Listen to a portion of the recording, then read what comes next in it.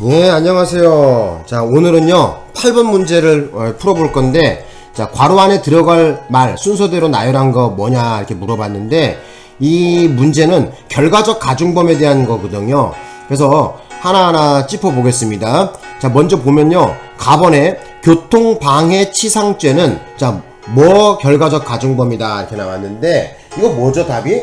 부진정 결과적 가중범이죠? 그죠? 여기다가 부진정이라고 적어놔봐. 자, 부진정 결과적 가중범. 그 다음에 상해치사죄 같은 경우에는 이건 진정 결과적 가중범이죠. 진정 결과적 가중범 적어놔봐. 자, 되셨나? 자, 그러면 여기에 대한 결과적 가중범에 대한 기본 공부를 좀 해보자고. 자, 봅시다.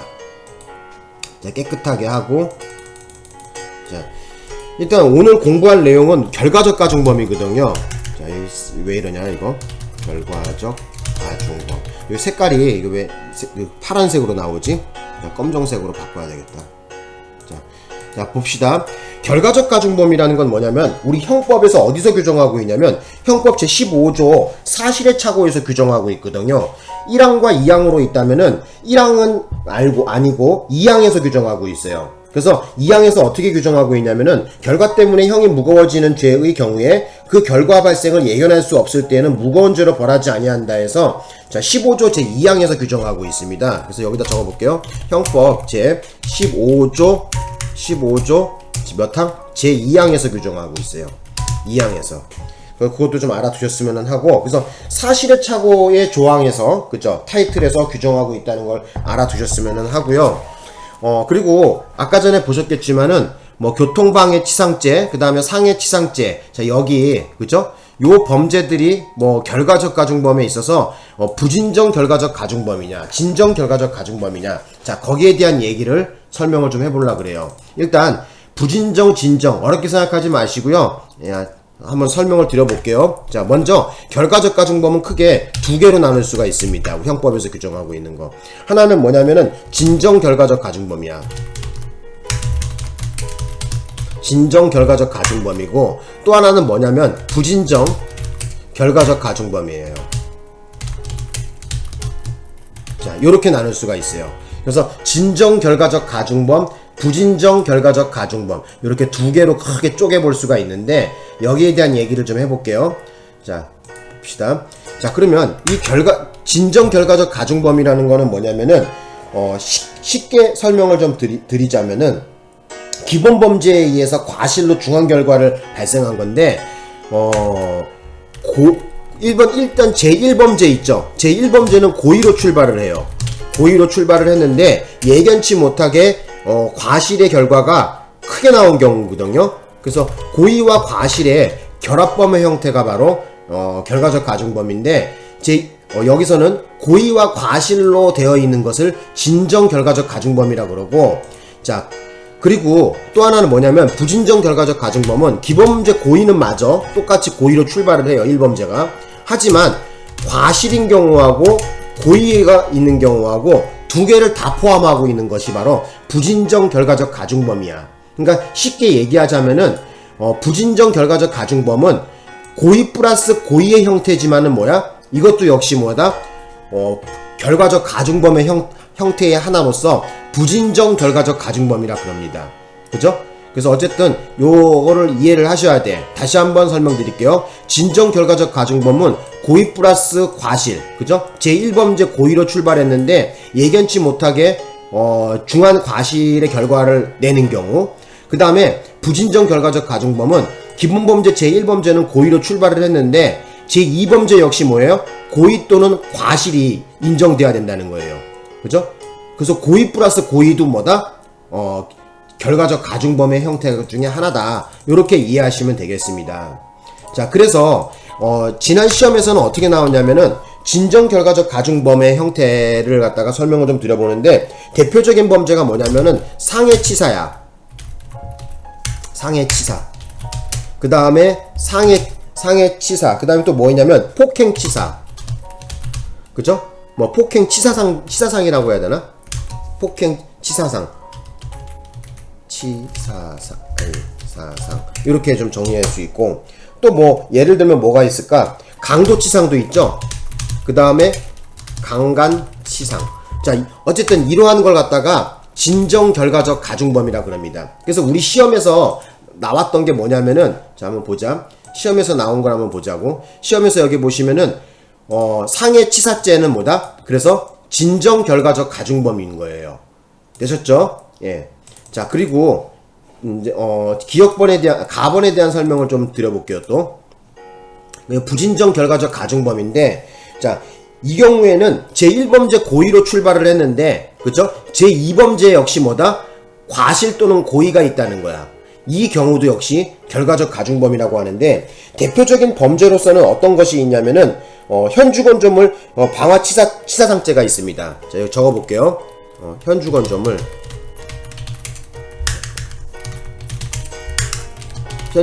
방화치사상죄.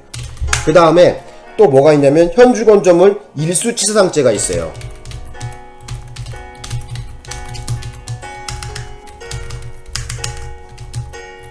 치사상죄. 위에가 조금 오타가 났네. 자, 요렇게 볼 수가 있어요. 그 다음에 또 뭐가 있냐면은 시험에서 나온 건데, 지난 2021년도 해경승진하고 16년도 변호사 시험에 나온 건데, 특수 공무집행 방해 치사상죄가 있어요.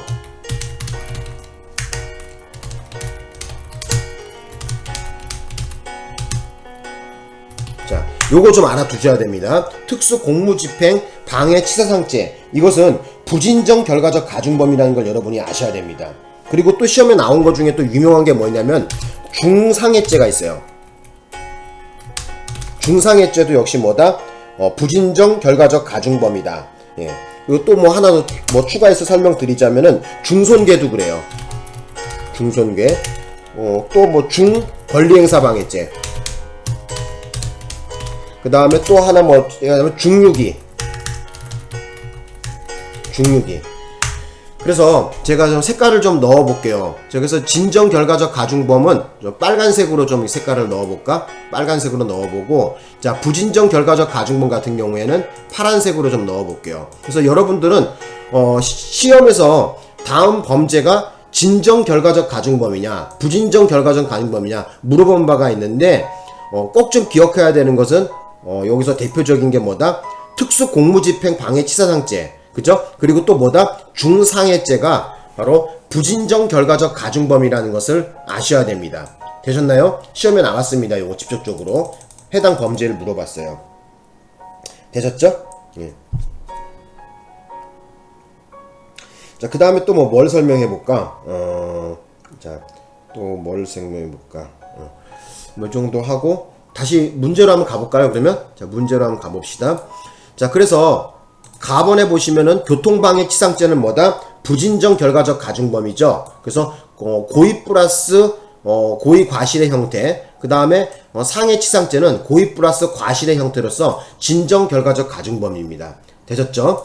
자, 다번이 문제인데, 다번은 이제 판례에 나와 있는 얘기거든요. 자, 판례에 나와 있는 내용인데 한번 읽어보겠습니다.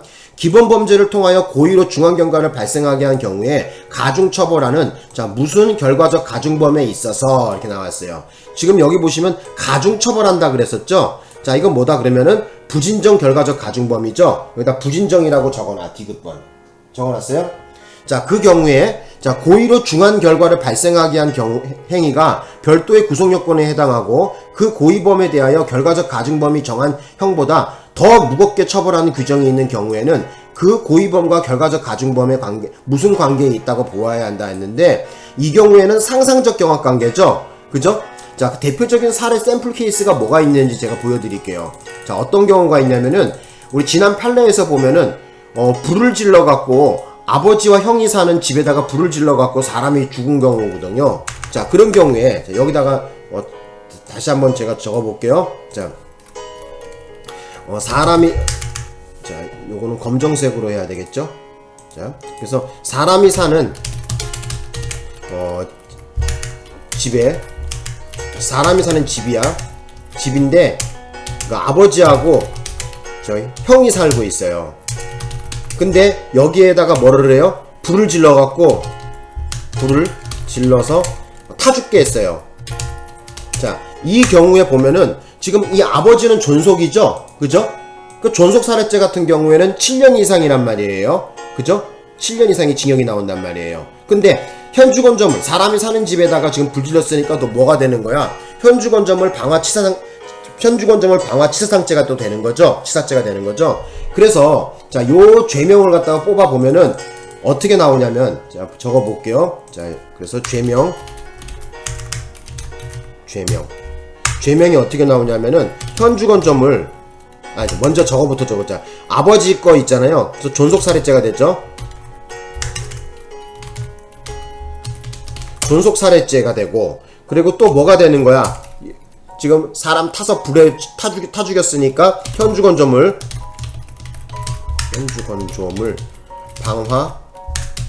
방화치사가 되죠.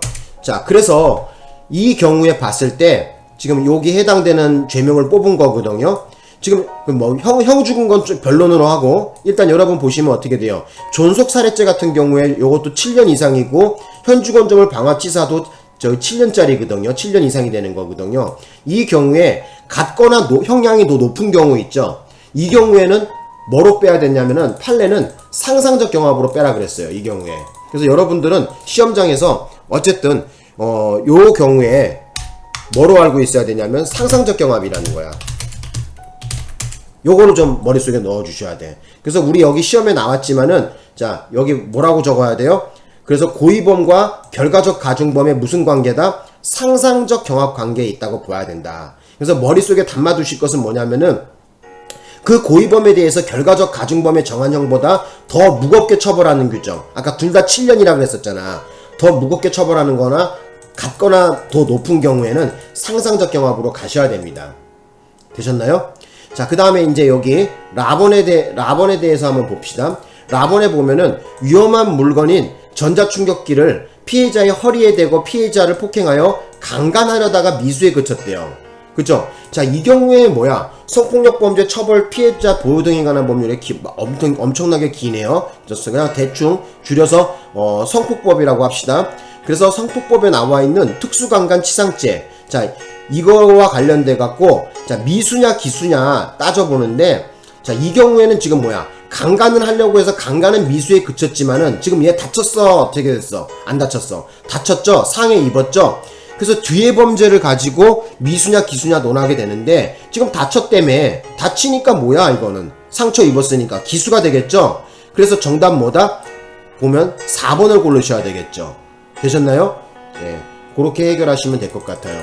문제는 그렇게 어려운 문제는 아니었어요. 결과적 가중범에 대해서 기본 이해가 되고 있으신 분들은 이 문제를 충분히 풀 수 있다고 저는 보거든요. 예.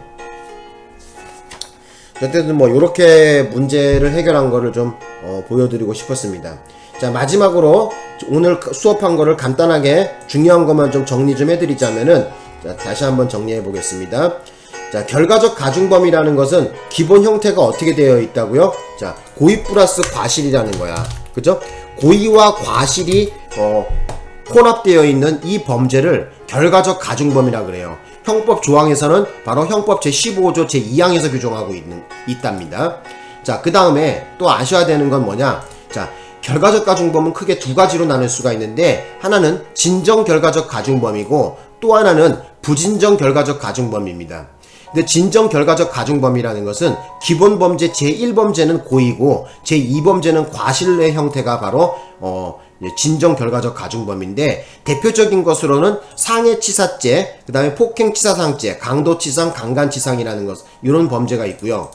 자, 그거하고 달리 부진정 결과적 가중범이라는 것은, 자, 기본 범죄 고의는 출발은 똑같아요. 그런데 뒤에 제2범죄가 고의과실로 고의가 있는 경우에도 바로 뭐다? 부진정 결과적 가중범이다 해서 결과적 가중범의 형태라는 것도 알아두셨으면 합니다.